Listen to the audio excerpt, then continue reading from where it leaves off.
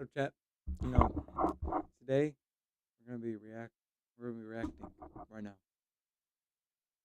Um, hope y'all enjoy this video, or that's for YouTube. Hope y'all enjoy this video. We're gonna do reacts and we might do something else. So get into it.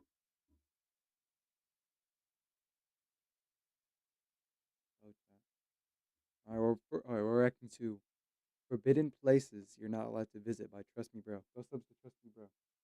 Sub to Trust Me Bro. He's a good YouTuber watching all the time. Forbidden places you will never visit. Just imagine you're on a fishing boat in the Bay of Bengal. You've had a successful day and it's time to get back to shore. When all of a sudden, a typhoon forms right in front of your face over the water. And before you know it, your boat has been flipped and you are essentially lost at sea. Your entire crew is gone and you're holding onto a floating board for dear life. Your energy is low from kicking and screaming, and you pass out, clinging to this board. You wake up later, looking at a clear sky, and you notice you're not in the water anymore. You're on the beach, but you don't know what beach you're at because you weren't near land. You cough up some water and start to sit up when you realize a small bunch of blobs in the distance. You see Nah, what y'all doing?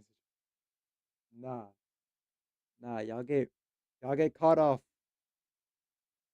Y'all get caught off of your boat, and then y'all like go on an island. Y'all see some people y'all don't know. Could be a tribe. Gonna murder you. What y'all gonna do? Leave in the comments. them approach and you realize that it's people, but not people you've seen before. The closer you get, the more you realize that these people are barely clothed and wielding sticks and bows. Did you time travel? Unfortunately not. You have just washed up on North Sentinel Island. North Oh my god. Oh my god. That's OD. That's a bad.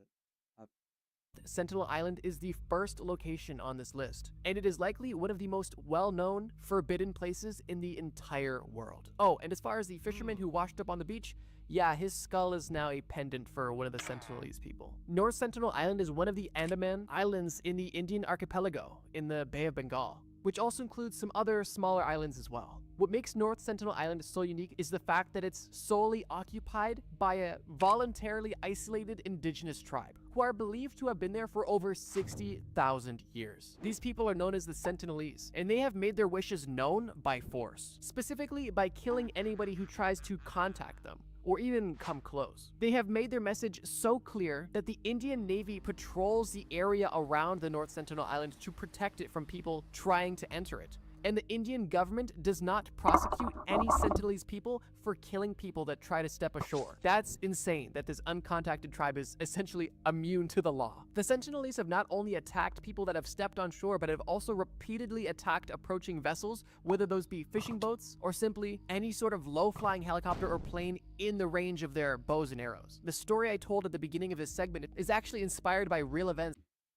Y'all think they know what planes are? Y'all think they know what planes are? Like, they couldn't invent nothing. Ain't got nothing. Got bows and arrows, bro. And what's they made food source?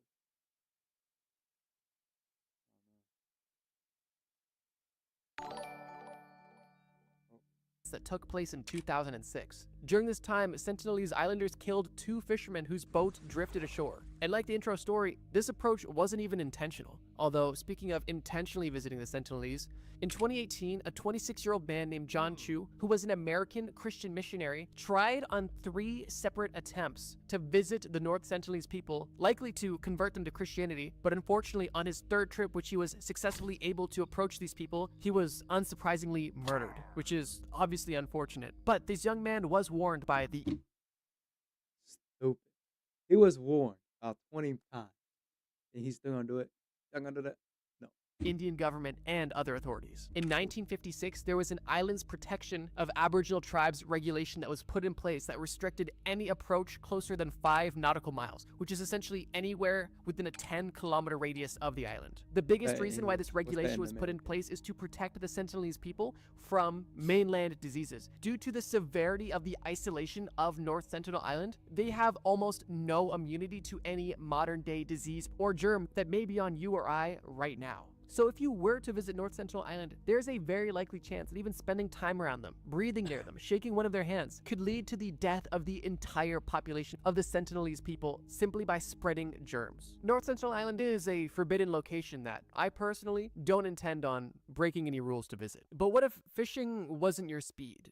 Perhaps you are more interested in agriculture, specifically Chinese agriculture. The year is 1974, and you are simply on your farm. And what's a good farm without a well? So, you start digging a well. However, this day was different. As you start digging, you notice something. Something that is about to uncover one of the largest excavation projects of all time. And then you go deeper and you notice hardened fragments of terracotta. And then you notice bronze arrowheads. And then terracotta bricks. Well, in that case, you just discovered the tomb of Qin Shi Huang, the first Qin emperor of China. These artifacts were submitted to the government, and shortly after, archaeologists arrived. And although they were curious and interested about the artifacts that may have laid underground, they were not at all prepared for what they were about to find. What they found was a massive necropolis, the size of a small city, with a plethora of artifacts, weapons, vehicles, and most famously, terracotta soldiers. There is estimated to be over 8,000 terracotta soldiers in total, but that actual figure is unknown because this mausoleum is still not fully excavated and may never be.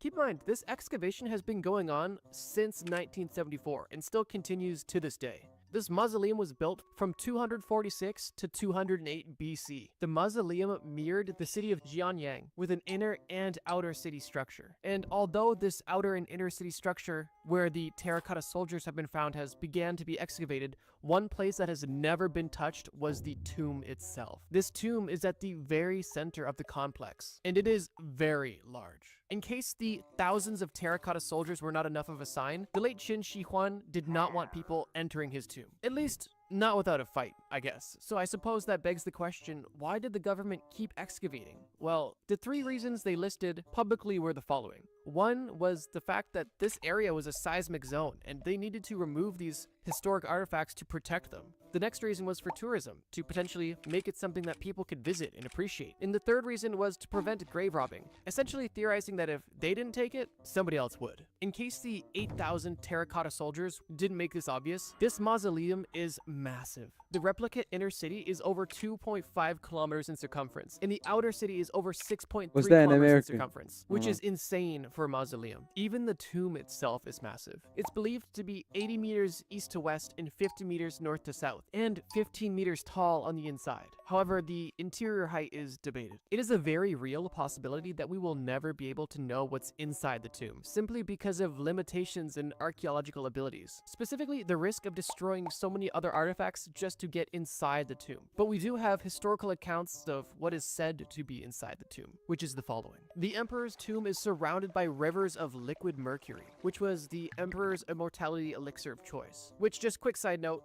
yeah, this emperor was literally drinking mercury to try to extend his life, which ironically ended up causing him to go crazy and die. But okay, back to the historical account. There is a domed ceiling representing celestial bodies made from pearls and precious gems. The floor has a design of the entire map of his empire. And besides all of his precious belongings and stunning architecture, there was of course claims of booby traps, specifically crossbow traps that would be activated if anybody tried to enter the tomb, which would result in them, of course, being shot and killed. Here's where things get interesting. These accounts were of course questionable, and archaeologists were suspicious. But after probing the soil near the tomb, it was confirmed that the mercury levels in the soil were 100 times over the normal level, giving some credibility to these historic claims, which also gives credibility to the fact that there may be booby traps, which has essentially spooked archaeologists, as they believe these traps would be fully functioning, which I personally find hard to believe, but I also wouldn't risk it either. This tomb is listed as a World Heritage Site and is therefore protected by legal entities. But that's not the only reason why you're not able to go here. Unlike North Sentinel Island, which is relatively easy to visit if you have a boat or know somebody with a boat, the tomb of Qin Shi Huang is simply unable to be reached,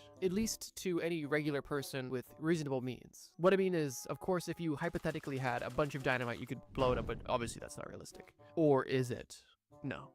Unless Just kidding. Therefore, you're not only not allowed to visit it, you're also not able, making it a perfect entry for this list. Let's hope that you got your sea legs back because we're hitting the water again. This time, we're going to a remote island intentionally, although it's not off the coast of India. This island is actually in the Arctic Circle. This island is known as Spitsbergen, and it's tucked away in the People Arctic live there? Svalbard archipelago. And if you're wondering why we're going here, it's primarily because of your passion for agriculture. Spitsbergen is the home of the Svalbard Global Seed Vault, and this seed vault is one of the most interesting places in the entire world, and is kind of an interesting take on the Doomsday Vault. In short, it's an ultra-secure facility with the sole purpose of being a safeguard for global crop diversity by storing duplicates of every known seed. This place is really just a sperm bank for plants or other stuff like that. The Seed Vault is actually a partnership between the Norwegian government and Crop Trust, which is a genetic resource center, which sounds evil, but probably isn't.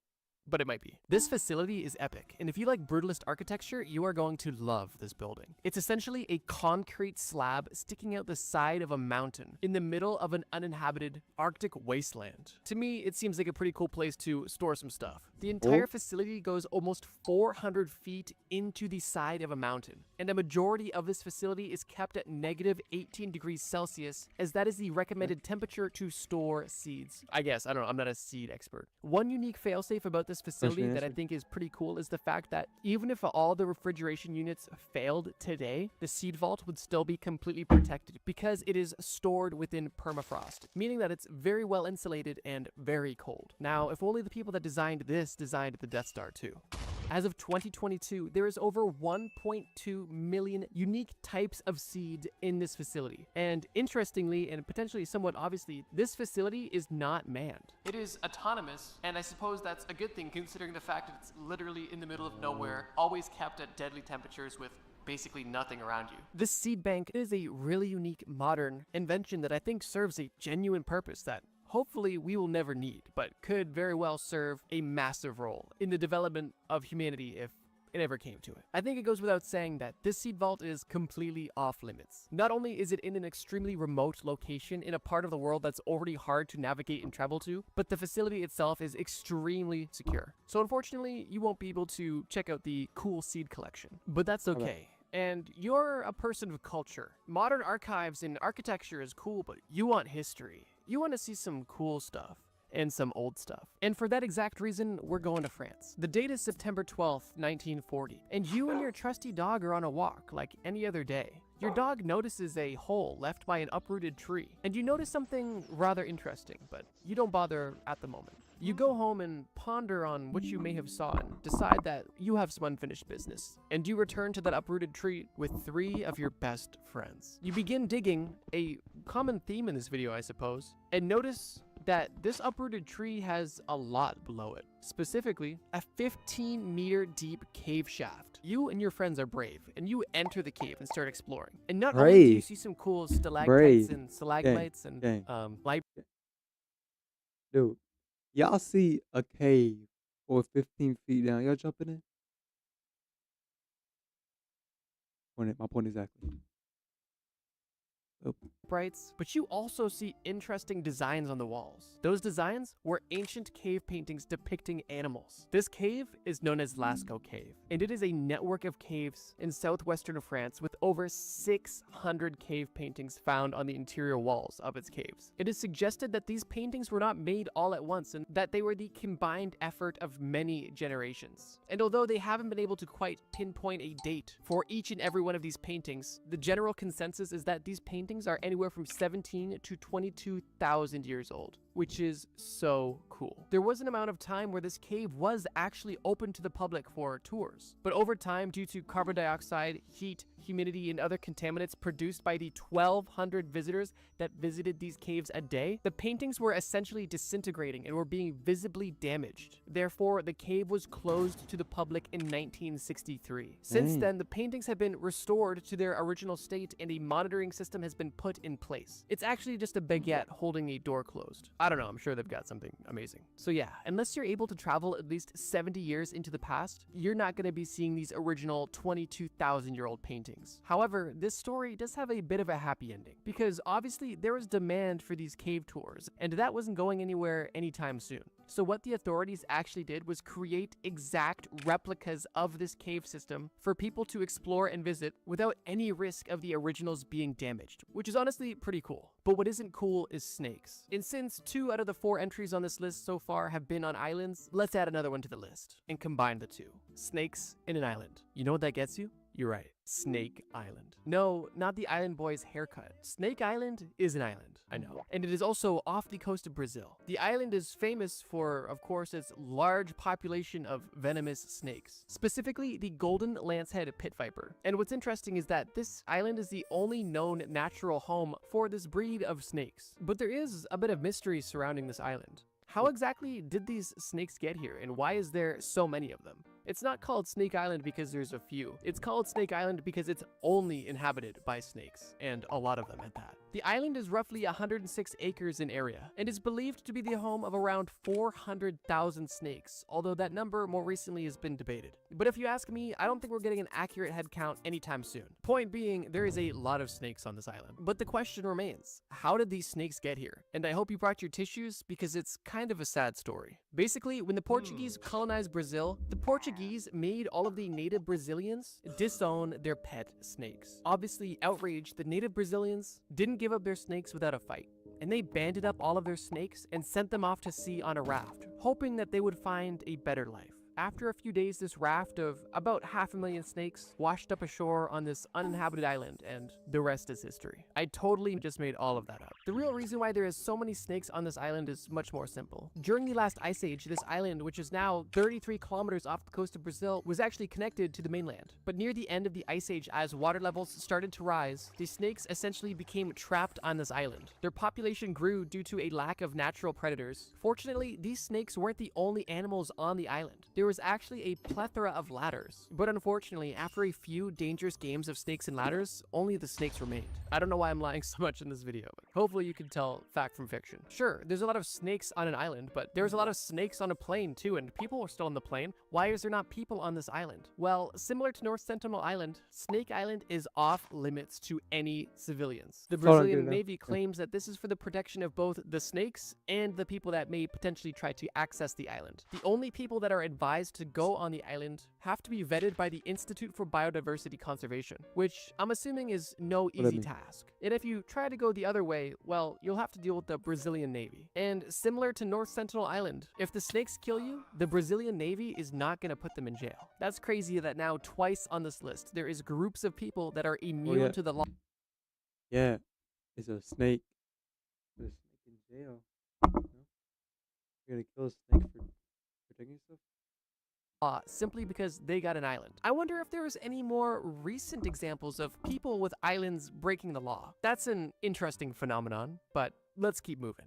Wait, okay, last thing I'm gonna say about Snake Island. Making fake maps claiming that there is buried treasure on this remote island, when in reality, it's actually just Snake Island, would be a hilarious prank. Not in the modern day, but definitely pirate times, dude. This was a pirate time banger of a prank, guaranteed. You know what? We're on the topic of islands. Last island, one last island for the list. Palette cleanse, we'll go through it quick. Morgan Island. No story, no nothing. Just straight up facts. Morgan Island is also known as Monkey Island. And if you can't guess why it's called that, you may live on Monkey Island. Monkey Island is famous for, of course, its population of free-ranged monkeys. It is completely uninhabited by people, and this island is protected by the Department of Natural Resources and the National Institute of Allergy and Infectious Diseases, which use it for public health research, which unfortunately is basically just animal testing. Boo. Monkey Island, unlike Snake Island, is not naturally occurring, and actually has a very odd origin story. To put it bluntly, there was a lot of monkeys in Puerto Rico that were carrying hepatitis B, and it was becoming so much of a problem that there was frequent outbreaks.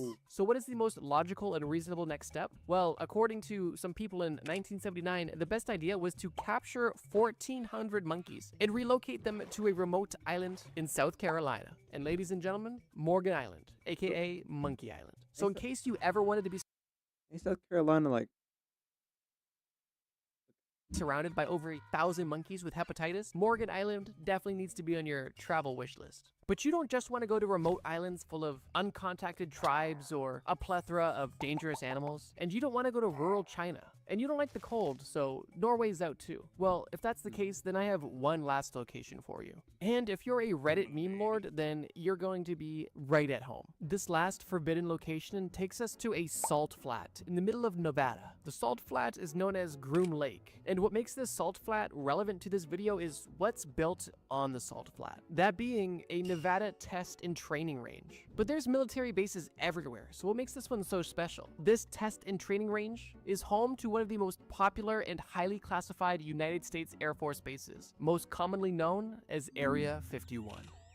Interestingly, Area 51 was never considered a secret base. However, it is the home for some of the most secret and sensitive documents that pertain to military intel in the United States. The origin of the name Area 51 is actually unknown. However, according to the CIA, the proper names for the facility are Homey Airport and Groom Lake. The primary initial purpose of Area 51 was a testing ground for Project Aquatone, the development of the Lockheed U-2, which was one of the most iconic spy planes of all time, and still has a lot of mystery surrounding it, almost 70 years later. Since then, this area has gained a lot more popularity, and due to the secrecy surrounding it, there has been no shortage of questions, mysteries, and conspiracy theories surrounding the happenings of this military base. Obviously, with the most famous examples being its affiliation with aliens. I honestly wish I had more to talk about, but facts about this location are kind of hard to come by, and I don't think I need to explain why a military base with sensitive information is off limits. But I do find it kind of interesting that, although this is a perfect entry for this video,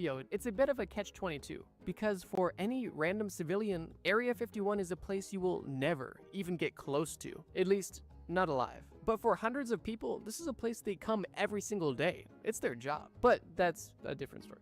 In 2019, there was actually a large movement for people with way too much free time to storm Area 51 to get answers and see an alien for themselves. This movement was heavily meme-based, but was still very real. On the night of the actual event, over 1,500 people showed up at the border of Area 51, primarily partying and enjoying the scenery, although some took it more serious than others. At the end of the event, nobody got in. Surprisingly, nobody died, and 7 people were arrested. It was a mostly peaceful meme, but I'm sure when all of this was gaining traction and popularity online, some government employees were definitely starting to sweat a bit. But speaking of sweat, I do have a confession. I may or may not have gotten really sweaty researching for this video, and I found way more entries than I could ever put in just one video. But luckily for you, I have the ability to make more videos. So if you guys really enjoyed this video and want to see more forbidden locations, then I would be more than happy to make a part 2 and share with you some likely even more interesting, strange, and some downright scary locations that you or anybody else will likely never visit. So if that's something you want, let me know in the comments or leave this video a like, and I'll be sure to get on that. But with that being said,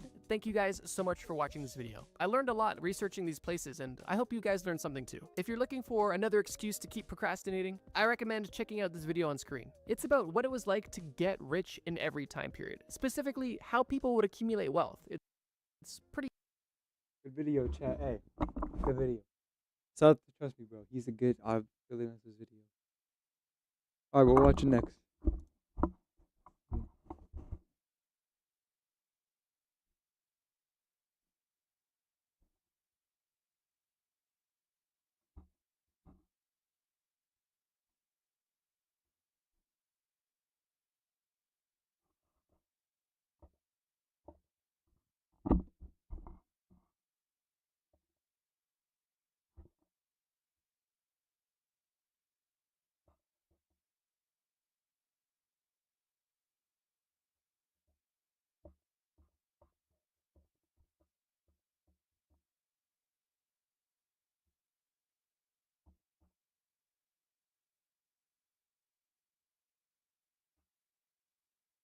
Mm.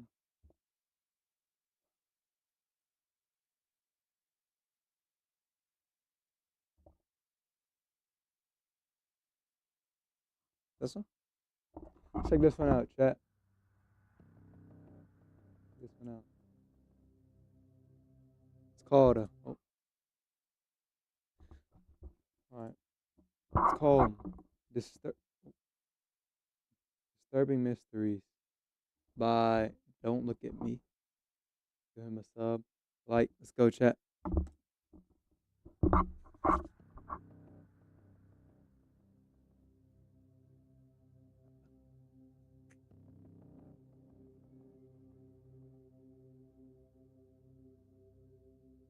Disturbing mysteries that were solved too. There's another one. Betty Lee Jones. Around 8:30 a.m. on March 9th, 1970, two employees at the Colorado Department of Transportation were making their Gotta get my water. Yeah, watch. way along Highway 128 when they noticed what they thought was a human body. They just had to know what it was, so they got closer, and indeed, they confirmed it was a deceased woman. The two employees rushed to call police, and once they arrived, they stated that the woman had been both strangled and shot. She was discovered bound and was— Oh, what? What happened? had to know what it was, so they got closer, and indeed, they confirmed it was a deceased woman. The two employees rushed to call police, and once they arrived, they stated that the woman had been both strangled and shot.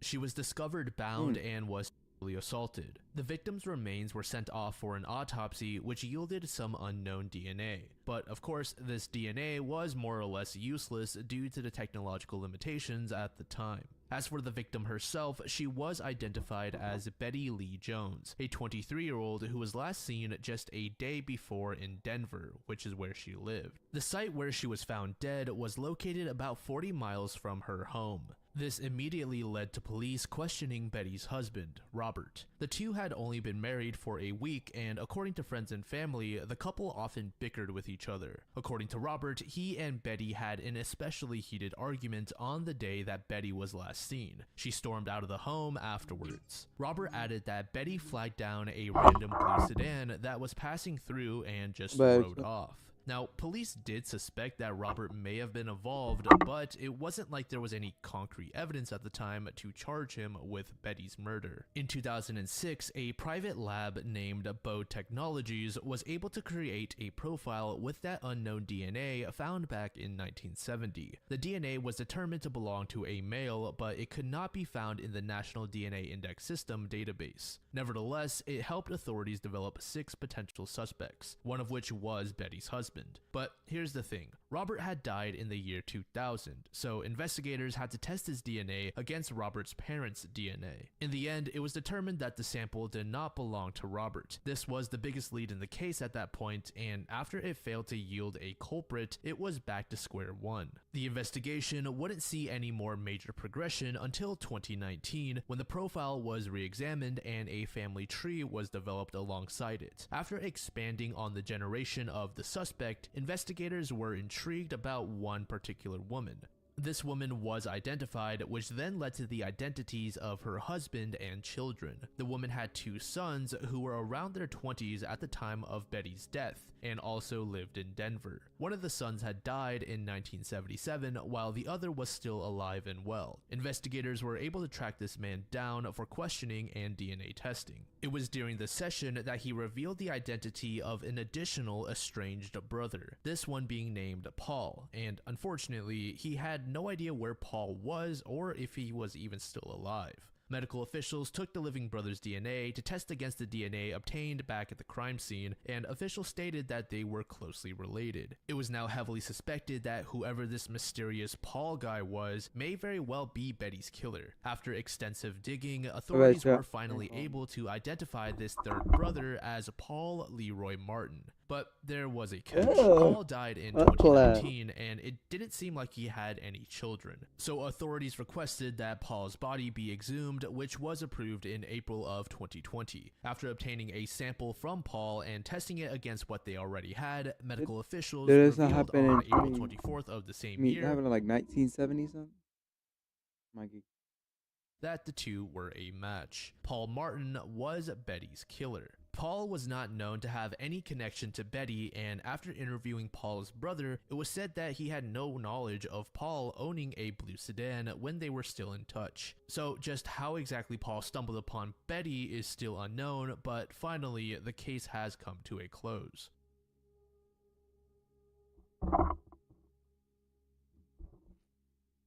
In June 1996, in the city of Philadelphia, a 22-year-old named Amy Willard was tragically murdered. Amy was said to be a talented athlete with no known enemies and never partook in any sort of degenerate activities. She received a full athletic scholarship to George Mason University, where she was ranked among the top female lacrosse players in the country. Amy had dreams of becoming a coach or teacher later on. Due to the circumstances surrounding her case, many initially believed that the killer was a former police officer or was well versed in police procedures. Shortly after the case made its rounds in local news outlets, 3 men who claimed to be witnesses came forward. Each one placed themselves at the crime scene, but the interesting thing was they each had a different version of accounts. Over time, the public started to lean towards the idea that all 3 of these men were liars and were simply looking to get their brief time in the spotlight, so to speak. After returning home to Brookhaven for the summer of 1996, Amy decided to take some classes at a local school. On the night of June 19th, she joined her friends at Smokey Joe's Tavern in Wayne, Pennsylvania, which was a popular spot for college students. Amy left at around 1:30 to 1:40 a.m. to get some rest for her early class the next morning. In the early hours of the morning, specifically 2 a.m., off-duty paramedics stumbled upon Amy's blue 1995 Honda Civic on the shoulder of Interstate 476 near Marple Township. The car appeared abandoned with its engine running, headlights on, and radio playing. However, Amy herself was missing, and there were bloodstains on the pavement. When police arrived, they made several disturbing discoveries. There was blood along the guardrail as well as a tire iron nearby.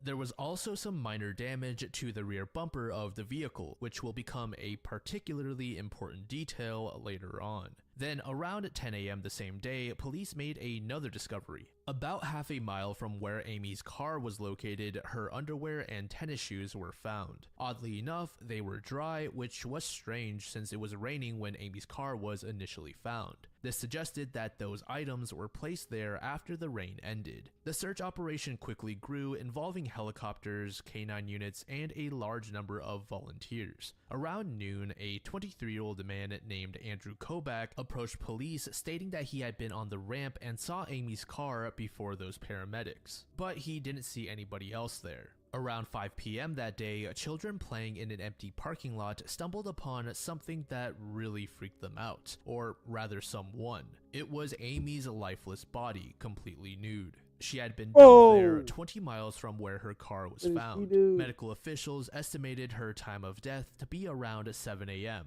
approximately 5 hours after she was taken. Additionally, her skull had been crushed.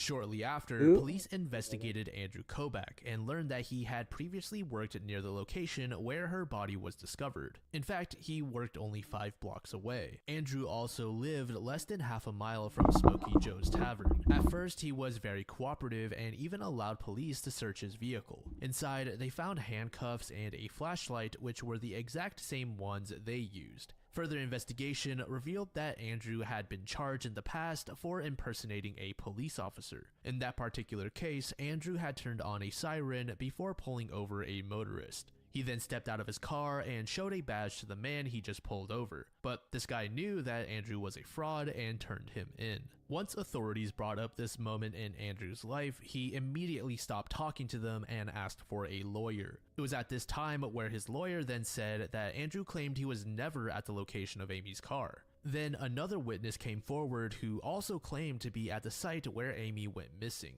This was a 30-year-old man named Harold Hutchinson, who was a former Pennsylvania state trooper. According to Harold, he actually spoke to an officer who pulled over Amy. Now, police did not exactly believe Harold's account at all and were convinced that he was never there. Then about a week later, another man comes forward named David Buggy, who also claimed that he was at I'll use my car phone the as day my she camera. disappeared. Yeah, he David cut my said that he camera even off. spoke My to friend the cut my ambulance camera crew when they arrived. But after police interviewed medical Hey, how about you officials, rematch they that all said Ed? that they've never even seen David before. He was They're later watching the prosecuted for they're lying watching the to video, law bro. They don't enforcement. need no. They don't Police need. suspected that one of these 3 men may have been involved in Amy's death, but between the 3, there was little to no evidence doesn't at all matter. to tie one of them to the murder. Fortunately, this case didn't go It doesn't unsolved for matter. very long, at least relative to most of the cases we have covered.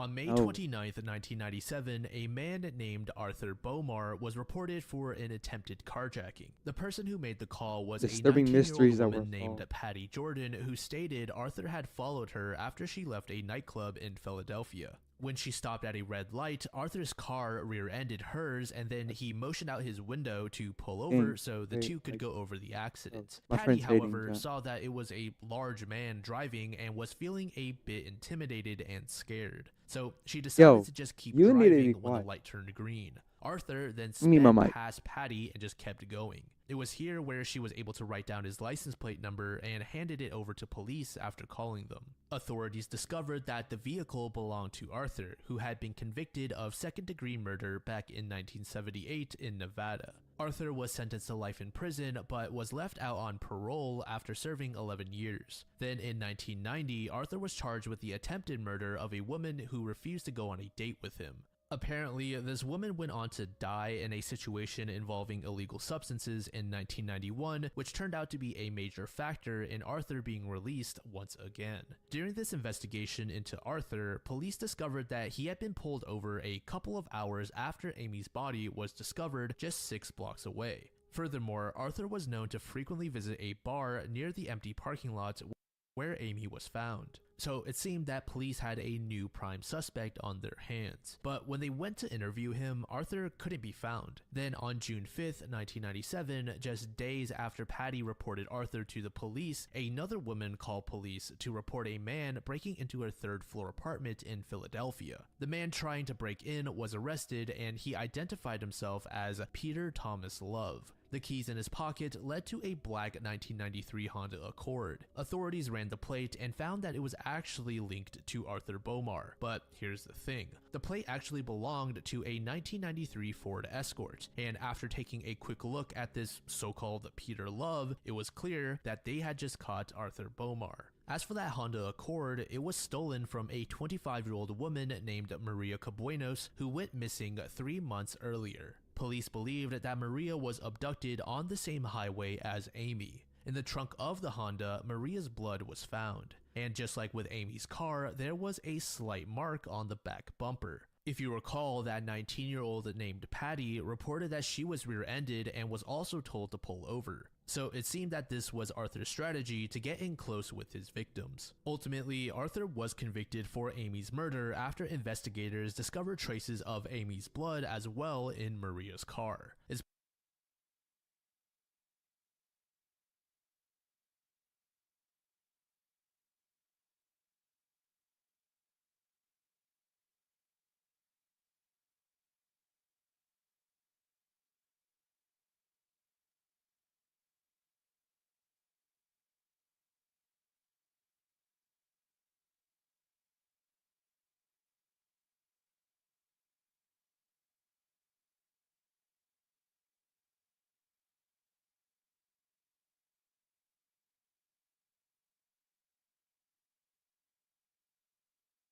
Bro, I'm on 300 ping.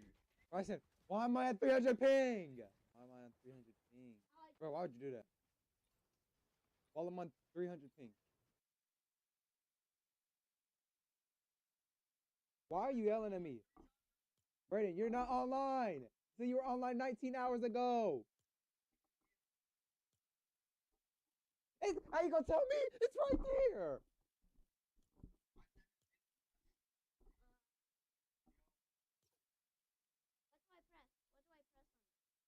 Click requested join. Bryson, say that in a word. Okay. What do you say? I don't want to say it. That I don't say that. That's very bad to our community and our faith. Give me Chaos Agent, bro. Kind of broke. I'm broke, so I can't buy it. Hey, Brayden, don't give that nigga shit. Buy yourself some, and buy me banana splitter.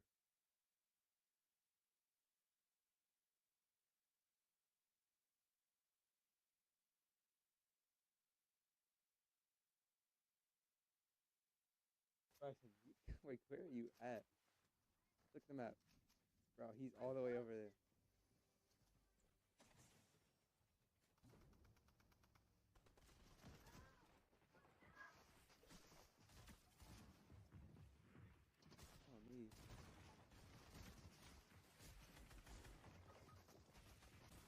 Jojo! Mr. Savage! Mr. Savage! Oh. Bryson, run! Bryson, run! You're. Bro, what's wrong with your game, bro?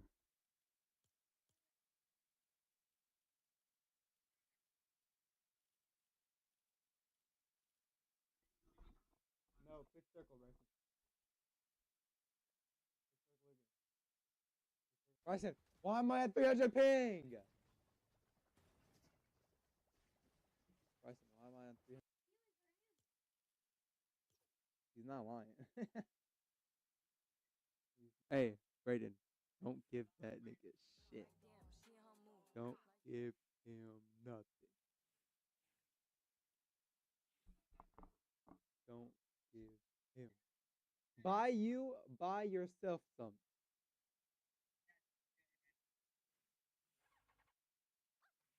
And, and buy me banana.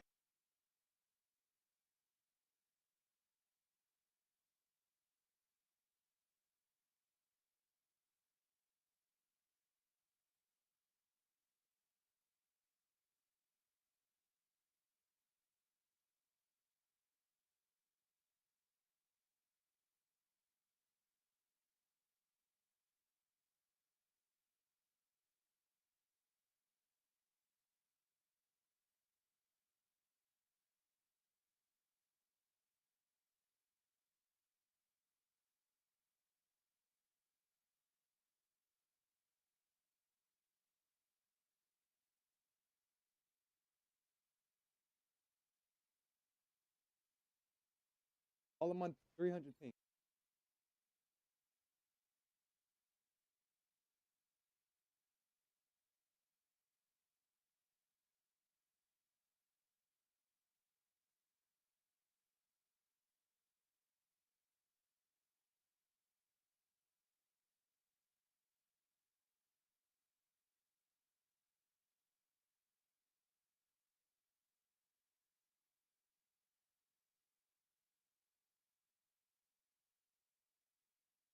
Bro, I'm on 300 ping. Bryson, why am I at 300 ping? Why am I on 300 ping? Bro, why would you do that? While I'm on 300 ping.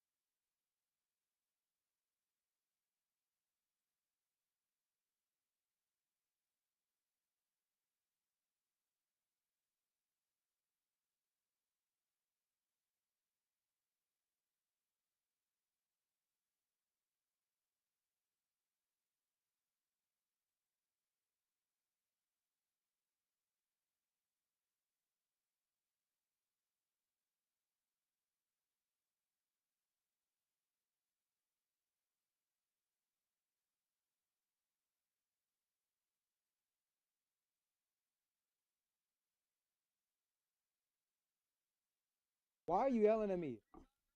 Brayden, you're not online. So you were online 19 hours ago. How you gonna tell me? It's right there.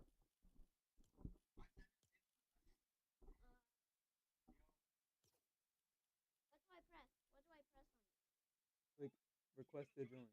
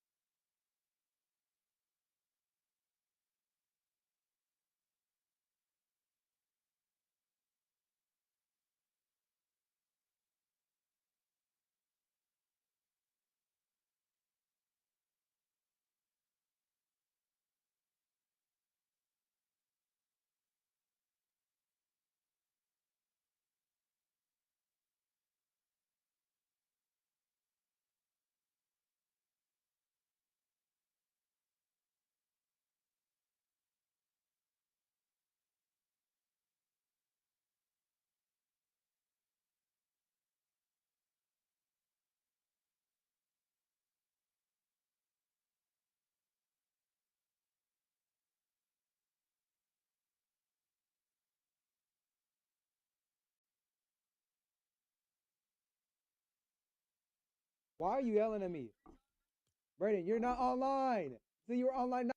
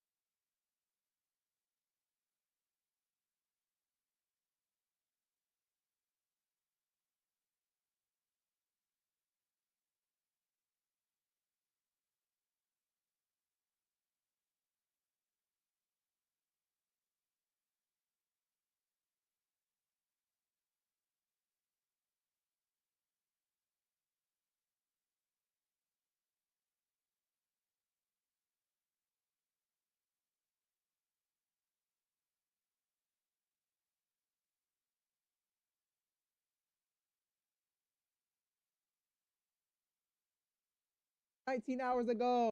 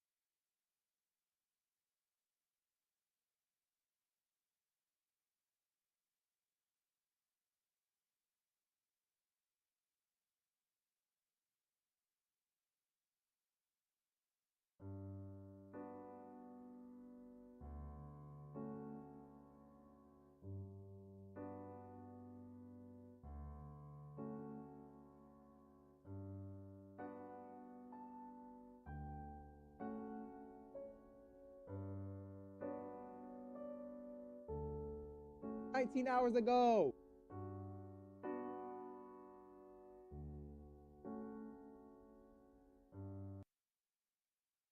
Why are you yelling at me? Brayden, you're not online. So you were online 19 hours ago.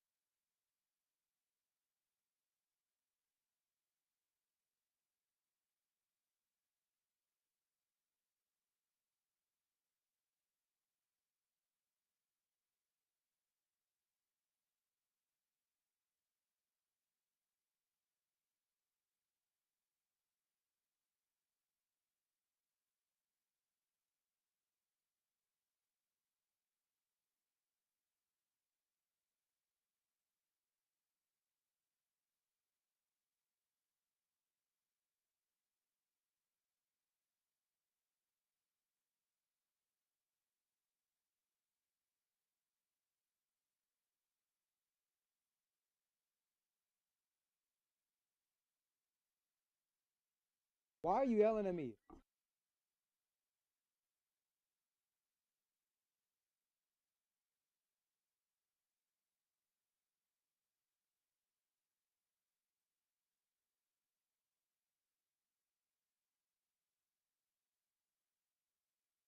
Give me Chaos Agent, bro. Kind of broke. I'm broke, so I can't buy it. Hey, Brayden, don't give that nigga shit. Buy yourself some. And buy me banana splitter.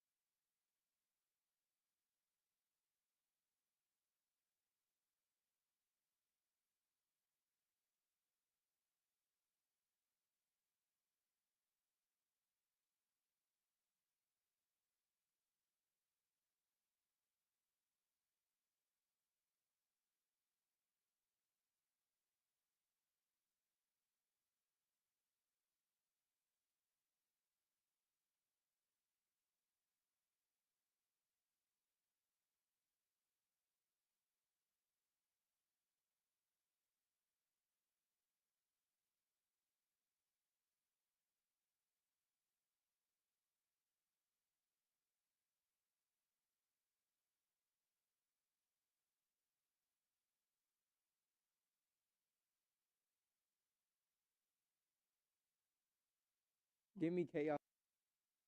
Don't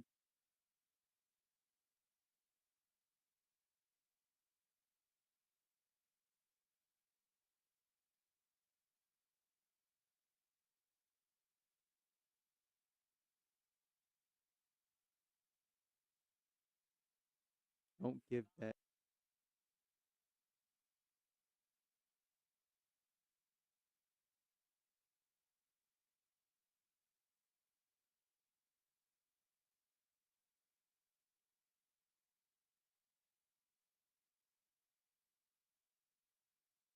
give that nigga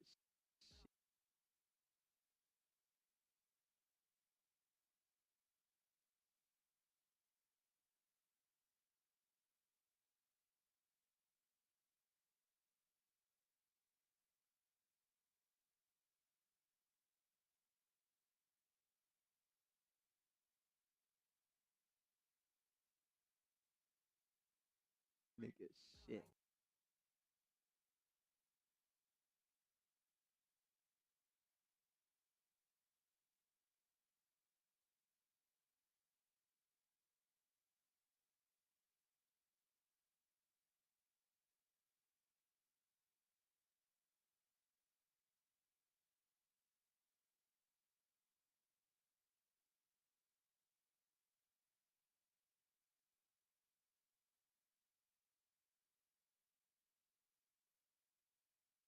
Hey, Brayden, don't give that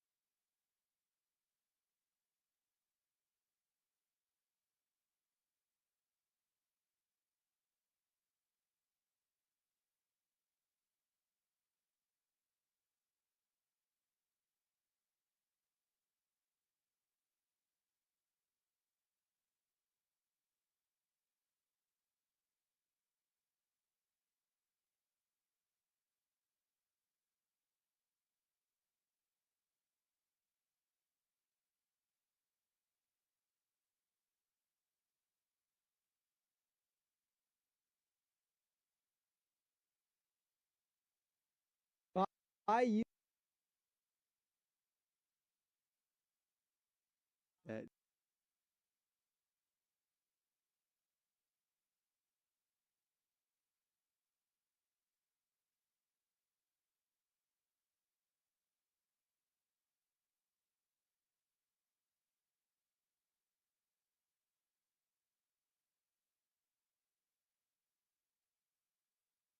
nigga shit. Buy yourself some. And buy me banana splitter.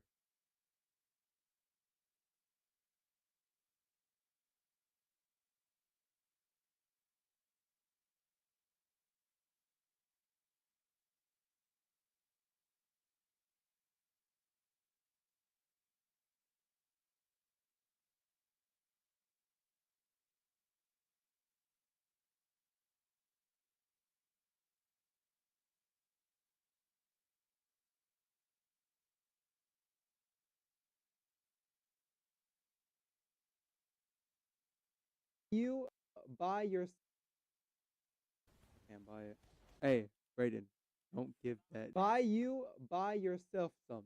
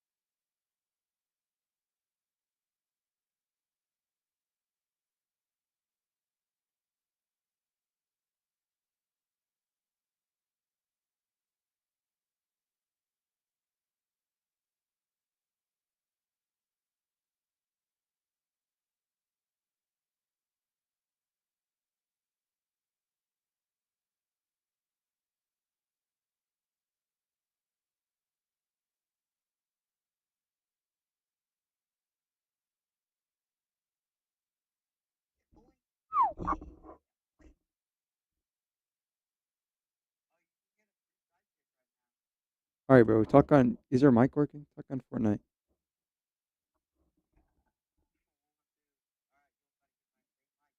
All right. All right.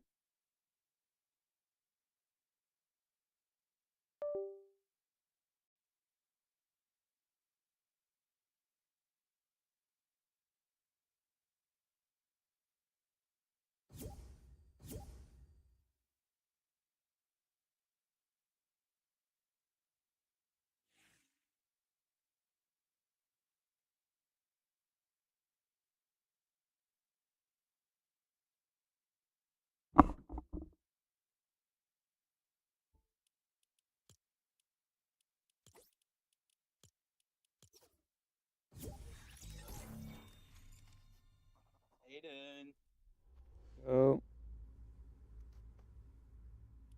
Aiden, Yep. Hear me? Aiden, radio. Hear me?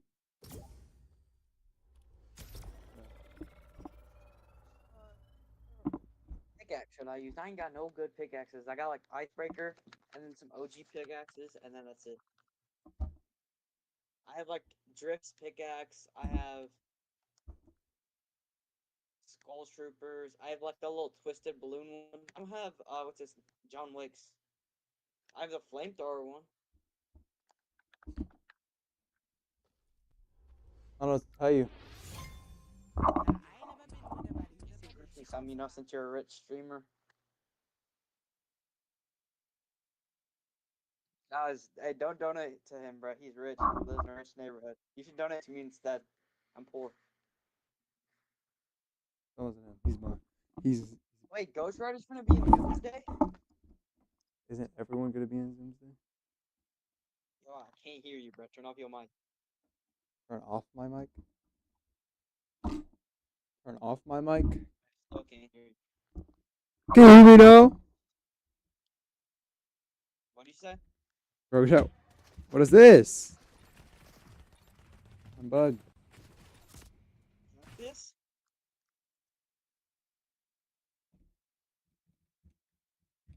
Why was that dude crashing out? I know I'm an OG, guys. I've played since I was 2 years old. Yo, Aiden, Hold on, bro. not gonna drop? I had to update my stream. You getting raided by Joe Bart? Let me get rated by Joe Bart. Joe Bart would not raid someone like you. Oh, that came off weird. Joe Bart wouldn't raid you. Hey, remember, can't say a lot of things you could Y'all say literally know before. Joe Bart, bro. I landed by an OG John Wick. So I die on purpose. So I can come. Wait, I'm uncon. You're Oh. low.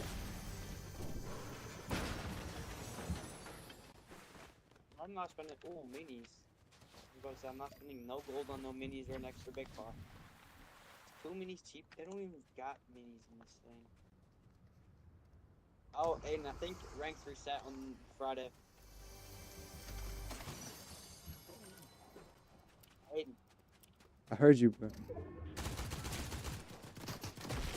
that means you gotta go do ranks, bro. If you want to get to Unreal. How does that have so much ammo? How does that have so much ammo? Nah, he spammed me for like 20 years. Oh my god, why did my stream crash? Oh, I got a gold gatekeeper. I didn't like that. Huh? Like,